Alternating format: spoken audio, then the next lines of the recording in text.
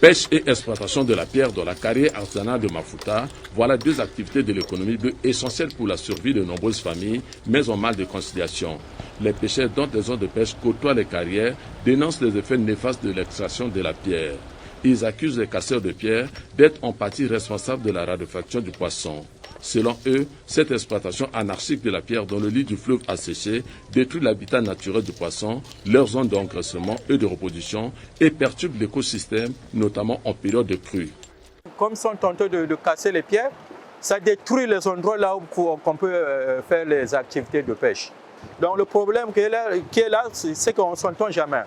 Et c'est pour cela que nous faisons à toute fois recours au niveau du ministère de la pêche et de l'environnement, afin que là où nous faisons des activités de pêche, qu'ils soient au moins préservées. Les accusations rejetées en bloc par les carriers. Ces derniers pointent du doigt les effets du changement climatique. Je dirais par exemple, au nord, il y a le fleuve aussi, mais les poissons n'y sont plus. Et c'est là-bas aussi on casse les pierres. Là, à Bas-Congo, au sud, c'est de la même façon, on ne casse pas les pierres. Il n'y a pas de poissons. Enfin, pour moi, je ne sais pas. Si les gens comprennent ce que Mundela avait dit que changement climatique. Donc c'est qu'il y a changement partout. Dans les eaux, dans la nature, partout il y a un changement. Il ne peut pas s'étonner. Nous aussi, il y a des fois, on a carence de la pierre. Donc c'est à l'origine de quoi? Ça? Qui accuse qui? Ce désarroi vieux de plusieurs années dépasse même la compétence de la municipalité de Madibou.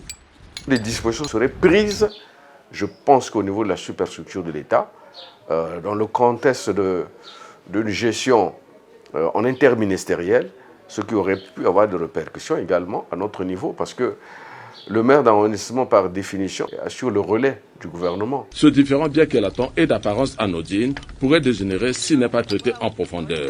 C'est pourquoi l'administrateur maire de Madibou en appelle à l'arbitrage au plus haut niveau afin d'éviter l'escalade entre les deux communautés. Pour régler toutes ces questions-là et pour préserver l'écosystème fluvial, que les différentes compétences se mettent ensemble pour certainement mettre en place un cadre juridique de sorte à préserver l'écosystème qu'on est en train de décrire aujourd'hui, pour le protéger.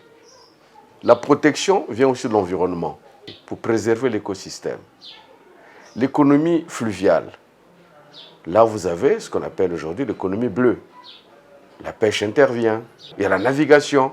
Ce conflit latent entre les communautés de pêcheurs et celles de carrières révèle les limites d'une cohabitation non encadrée par les textes dans les zones fluviales.